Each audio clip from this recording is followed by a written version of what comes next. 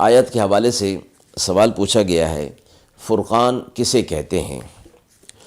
فرقان لفظ فرق سے ہے، جس کا معنی حق اور باطل کے درمیان تمیز کرنے والی چیز۔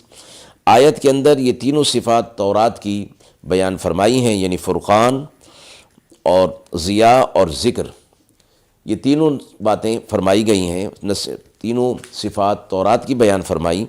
بعض حضرات نے فرمایا کہ فرقان الگ چیز ہے اور اس سے مراد اللہ تعالیٰ کی مدد ہے، جو ہر وقت حضرت موسیٰ علیہ السلام کے ساتھ رہی، کہ فرعون کے گھر میں پرورش ہوئی، اور پھر اس سے مقابلے کے وقت اللہ تبارک و تعالیٰ نے فرعون کو ذلیل اور رسوا کیا، اور فرعون نے اپنے لشکر کے ساتھ تعاقب کیا۔ اس وقت دریا میں راستہ پیدا ہو گیا اور اس سے نجات مل گئی، اور لشکر فرعون غرق کیا گیا۔ اس کے بعد دیگر مقامات پر بھی موسیٰ علیہ السلام کے ساتھ اللہ کی یہ مدد شامل حال رہی، اسی لیے اس کو فرقان کہا گیا۔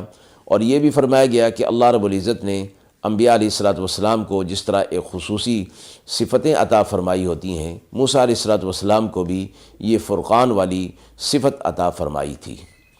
وآخر دعوانا ان الحمد للہ رب العالمین۔